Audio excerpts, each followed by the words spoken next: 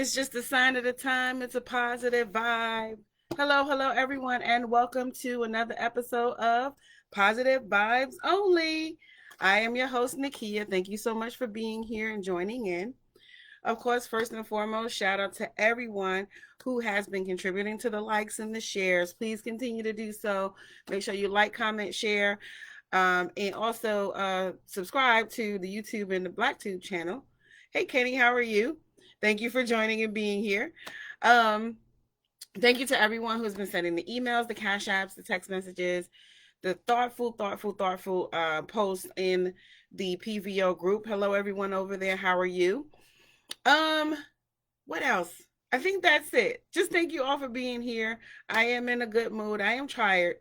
See, starting already. I am tired, but I'm here. Sorry I wasn't there yesterday. Some things came up and I couldn't go live, so I'm live now and thank you for being here. So into our topic. So what you can see from our topic starting already. The power of a yellow light. And I decided to talk about this because I changed it from the power of a pause. And then I was driving home from a meeting and I saw the yellow light and I was slowed down for the yellow light, but I saw some other car speed up to go past the yellow light. And the thought just hit me, the power of a yellow light.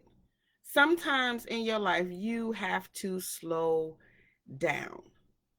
A yellow light does not mean speed up. And you have yellow lights in your life where you have to do a pause, you have to do a setback, you have to slow down, with what you're doing. I know with me, when I get excited about something or I'm really passionate about something, I start talking really, really, really, really fast. And I had to learn that even though I want to get it all out, it's not going to be easy for someone to grasp everything that I'm saying because I'm speaking so fast. So you got to understand the power of the slow down and the yellow light. Take your time. Let's start with that. Take your time. There is no need to rush in doing anything. Like if you're cooking a meal, like I made some tacos the other day and I used the chuck roast in the slow cooker. And the slow cooker takes, a little longer, but it actually cooks the food through. But you're smelling it and it smells great and you're thinking it's ready right now, but it's not. You got to wait. So certain things in your life causes you to pause and slow down. It smells great. Smell one, it permeated throughout the whole house. But you still had to wait for it to be done because nobody wants to eat raw meat. It's just disgusting. Some people like they steak rare or medium or anything like that. It's no, not me. I will go for medium well or well done. Anything less than that, I can't do it. But in cooking in the slow roast, it allows things to settle. It allows the seasoning to settle in. It allows for the moisture to go into the pot roast. It allows the right amount of temperature to temp it and it's cooking evenly. And I say all of that to say that sometimes in your life, you are put on a pause or in a yellow light because you have to allow things to sink in. Oftentimes we talk to people and they'll say something to us, and because you rapid succession doing all of this, what they're saying to you has not sunk in, whether it be because you're rapid succession or you are upset or you're just not trying to listen to the person. You still have to pause because somebody cares enough about you to give you some information to feed you in a positive way, to give you some information to help you along the way. And you have to pause and really take it in. Unless you're that type of person that um you're only looking for the answer that you want, then you definitely got to take a pause. Because if the person, I've noticed with people who look for that, if the person that you're talking to is giving you the information that you actually need, but they're not telling you what you want, you're gonna go off and be like, okay, well that's not gonna work, that's not gonna work, that's not, you're gonna start shutting it down but you need to pause. You need to slow down and really think about what this person is trying to help you with, what information this person is trying to give you, how this person is trying to help you. So in that instance, slow cooker, I use metaphors all the time. So slow cooker. Another thing is when you're stuck in traffic. You're stuck in traffic, cars are going slow, but you rushing. You don't know what that pause has saved you from. There have been times where I've heard stories from people who said, um, I was going to go in this direction, but I stopped for a second to think and I went in another direction, only to find out in the direction that they went, something bad happened. And they were spared from it because they took the time to pause and really listen to themselves and listen to what was going on in their heart and in their mind based upon what they were taught growing up. Some people call it discernment, some people call it intuition, ESP. Some people say ESPN. But there is a power in you pausing and taking the time to really think. Some people call it a gut feeling. But when you're stuck in traffic and the cars are not moving anywhere, don't sit there and think about, oh, I'm going to be late, or this is going to happen, or that is going to happen. That pause could be preventing something else from happening.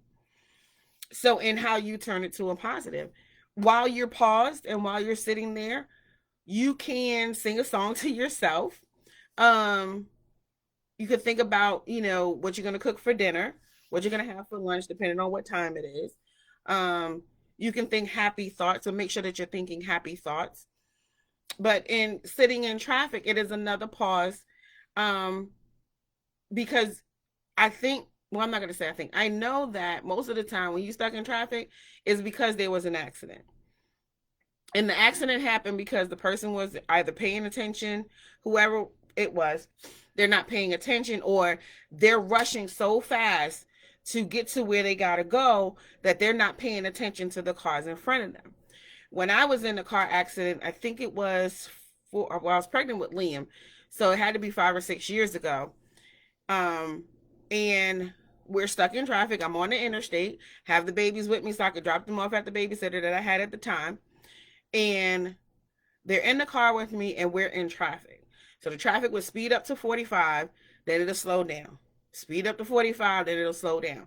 So I'm keeping my distance from the car in front of me and making sure that I'm not trying to speed up and trying to rush. I knew I was already late. I already called and said, hey, I'm running late because of traffic. So I'm not in a hurry.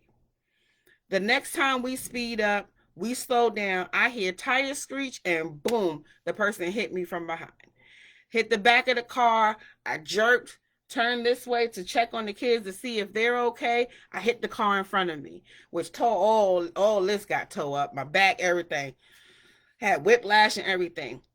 But after the accident, the girl was like, oh my God, I can't be late for work again. And I said, you caused an accident because you were rushing to get to work in traffic when you know these cars are stop and go, stop and go.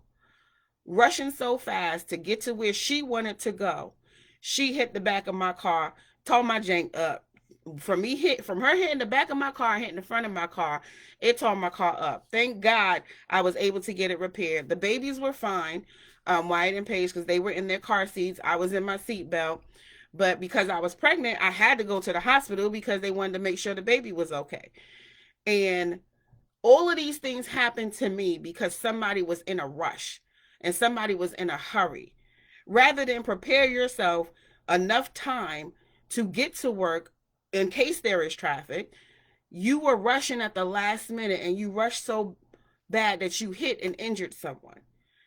And I'm still recovering from that accident. I'm not 100%. I'm probably at 85 now, with age and really not doing too much exercise. I'm probably really at 85% right now, but I still have issues with my shoulder, my back. I can't hold my arm up for too long. Doing my hair is horrible, trying to twist my own hair. But when you are in a rush, and you're not preparing yourself to do what it is that you have to do, you cause illness, hardship on other people. So you have to learn to pause, or you need to learn to prepare yourself in the beginning in enough time to get yourself together. If that young lady that hit me all those years ago had just taken the time, to get up early enough to make sure that she has at least 20 minutes to spare to get to work, I don't think that accident would have happened. That's just my thought. Maybe it was meant to be and it happened or whatever, but I don't think that that accident would have happened. Me, myself, I always prepare myself to go somewhere, wherever I'm going. I prepare myself to be there 15 minutes early. I remember watching, I don't know if it was Fresh Prince or Martin, where it was like high sedity ladies, and they were like, early is on time is late, and late is unfathomable, or something like that. I thought it was cute and it was funny, but then I realized you never know what you're going to run into. You never know what's going to come your way. You never know what's going to happen in you trying to get somewhere. So I'd rather be there early and sit than to be there late and now I have to tell you all of these things about how I was late. Another thing about the pause is when you're talking to someone or someone's talking to you, you got to learn when to pause and allow the other person to speak. If it is you that is pressing your issue forth, and you are dealing with something and you're trying to get your issue across and you're trying to say something, you have to learn to pause, because you're saying all of these things, blah, blah, blah, blah, blah, blah, blah, blah, but you're not taking a breath to allow the person to give their insight. You're not allowing the person to say, okay, wait, let me say this. Hold on, let me address this. So with me, when I'm talking to people like that, I start writing stuff down, writing notes, because I need to go back and address these things, but you're so trying to get it out that you expect the person to understand where you're coming from. And I understand if you're upset, if you're dealing with something, I get it, because I am that way. If I am upset, I am rapid succession, because I'm trying to get it all out. But I had to learn, when I saw that yellow light, you gotta pause. If you really want the help of the person that you're talking to or the person in your circle or whatever, you have to learn to slow down. You have to learn to pause, and you have to give yourself time to reflect on what you said. And then you got to give the other person time to address what you said. One thing I love most about conversations with people is when the person understands where I'm coming from. I know that I can be sarcastic. I know I like to crack jokes. I can be serious and I can be funny. But when I'm dealing with something that's hurting me, excuse me, or that has hurt me, I want to know that the person that I'm talking to understands where I'm coming from. So you have to pause to allow them to say, okay, so I understand what you're saying. This is how you feel. May even bring a tear to your eye. Excuse me, when you realize that the person that you're talking to understands you. So you got to learn the power of the pause, the power of the yellow light. Really, really take some time. And my challenge to you, and I'm not going to be before y'all long, because I hear the children not trying to tap on the door and come in. So really, really take some time to just sit back and reflect. Oftentimes, when the kids are asleep and I still have some time before I go to sleep, I just sit in silence. I look, well, technically not silence because my fish tank is running, but I'll sit in front of the fish tank and just watch my little critters and my fish, just in silence, not saying nothing, not listening to nothing, no music on. I'm just reflecting on my day, um, probably thinking about what I'm gonna cook for dinner the next day. Um, but I sit in silence, just looking at the fish tank, listening to the water trickle, and just watching them swim back and forth in the fish tank, because I'm taking that time to pause. I work from home and the kids are virtually learning, and there's so much going on within the day that sometimes you don't have time to pause. For those of you who are traveling to work, You got to get yourself to get up in the morning, get your shower, wash your face, brush your teeth, get dressed, get breakfast if you're going to get it at home, get in the car or get breakfast after you get in the car. Then you got to drive to work. Then you got to log in and do whatever. It's so much that you got to do to get yourself together in the morning that sometimes you don't have time to pause. So my challenge to you guys is prepare yourself for a pause. Do something just out of the ordinary. Just pause. Just reflect. Be quiet to yourself. Just understand the power of a pause. Take a step back, even if it's 5 or 10 minutes. Some people will sit in their car, for 5 or 10 minutes. I used to do that when I did travel to work.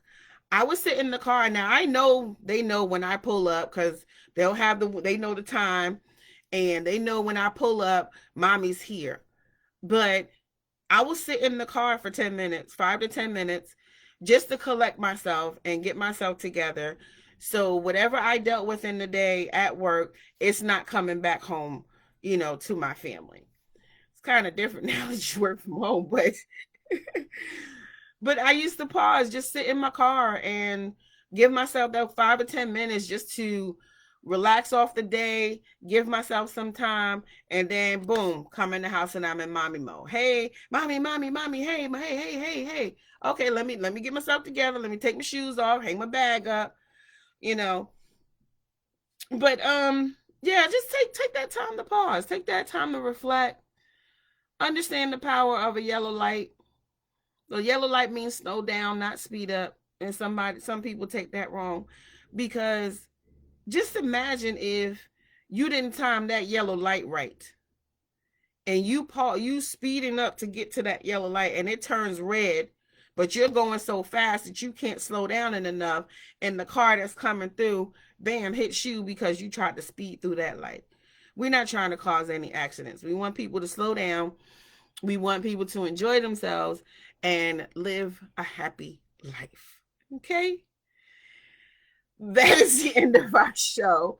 I thank you all for joining. I thank you all for contributing.